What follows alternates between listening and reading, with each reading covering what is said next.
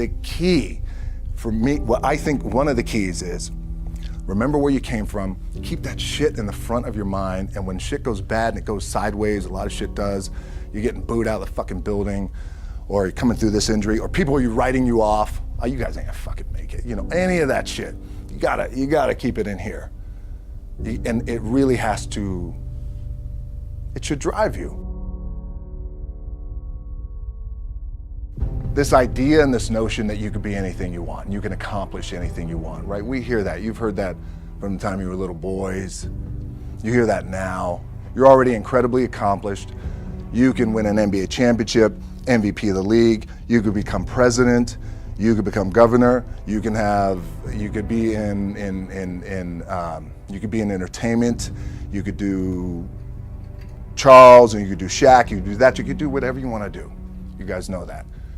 The thing that has worked for me is to remember the hard times. So, and I'm sure you guys all have your processes, and again, I'm going to tell you what's worked for me.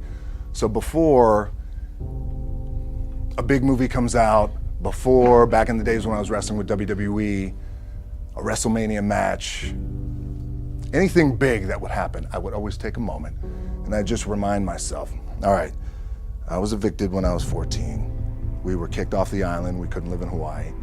Had no place to live.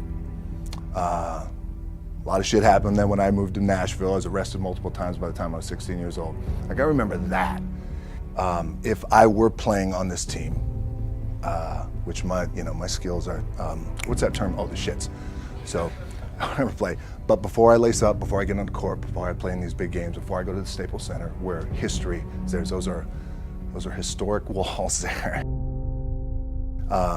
I would remember that, and it allows me then to be present in the moment and understand, holy shit, the stuff I have around me right now, this is the shit that I dreamed of when I was a kid.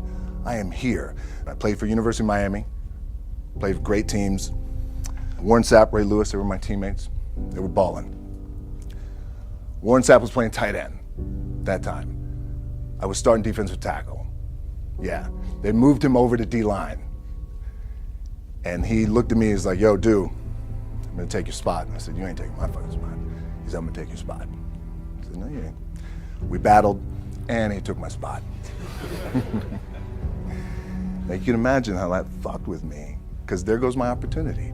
He went in, switched to defensive tackle, lit the world on fire. Well, what that did, it crushed me, it crushed my dreams. I had a piss poor senior year, zero production, no NFL, no combine invite, nothing. Finally went to the CFL, Calgary Stampeders, making $250 a week Canadian. Now I had to send that shit home to my wife at that time. Had no money. So I remember that. When I got cut from Canada, I had $7 in my pocket. And I always tell that story. So now my production company is $7, advertising agency is $7, everything is $7. So I always remember that. What helps me is to keep the hard times in the front of my mind, because it allows me to go into these big moments that I've worked my ass off, and you guys have worked your ass off. It allows me to go into these big moments with a different perspective. What it also does for me, and again, this is what works for me. Like, I keep my back, excuse my language, my back is up against this motherfucker. Every day.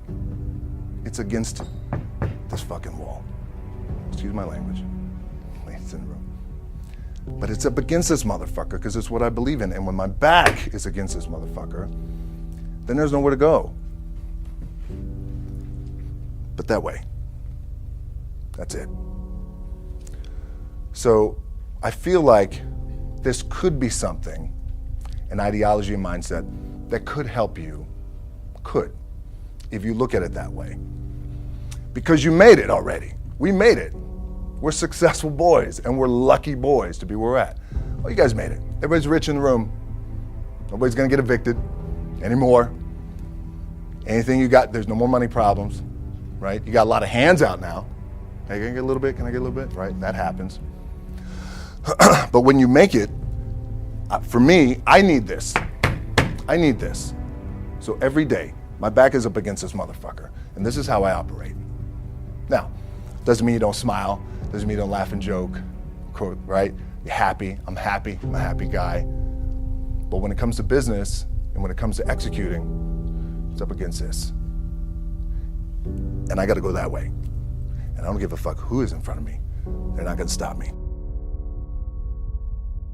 My dad, in his pickup truck, came down 4 o'clock in the morning, picked me up in Miami from Tampa. We lived in a little shitty apartment in Tampa. He drove down in his little pickup truck to Miami to get me when I was cut from the CFL.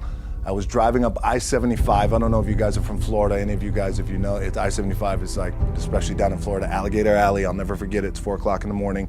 And I thought, well, fuck. I leave home like you guys left home. I'm ready to tackle the world, to get after it, achieve my dreams and goals. Fucking crushed by 22, 23 years old. Now I gotta move back in with my mom and dad. I played on great teams though. Wait a second, this is not supposed to be my future. I'm supposed to be in the NFL right now. I'm supposed to be making a lot of coin and buying my parents shit, buying me shit, taking care of my wife, but it never happened. So I pulled out my wallet, I thought, well, let me see how much money I had. I opened it up, I had a 5, a 1, and change. I'm not fucking around, well, at least I rounded up to $7. But I thought, God, ain't this a bitch? I got $7 in my pocket. Where the fuck do I go now? What do I do? I can't go back to CFL, because the point comes where you hear that voice, the big run's over. Like, you're done, right? So I heard that voice. So as Coach was saying, man, I hold on to that shit, I'm telling you. My back is up against this motherfucker. We laugh, we joke, we have a good time if you can, but my back is still up against this motherfucker. I do not forget it. What this also helps me do, and again, it works for me, is at some point, you gotta be fucking tired of not being number one. You have to be, and you gotta fucking play angry, and I play angry. Now, I'm cool and calm with my approach, and when I step out on my field, which is a set, or,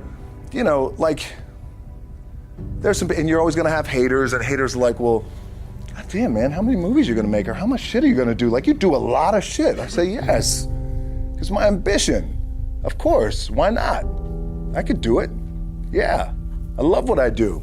And not only that, but in what world do we not work every day? Doesn't mean, it's just like you guys in the off season. You gotta work every fucking day. It doesn't end. My back is up against this thing, and I started to play angry, by the way, and I still play angry. I want to do it bigger and better. But the one thing I do want to leave you with is, as you guys know, there's nothing you can't accomplish. You're gonna go on, you're gonna become world champions. The key for me, I think one of the keys is, remember where you came from, keep that shit in the front of your mind. You gotta keep it in here. And it really it should drive you.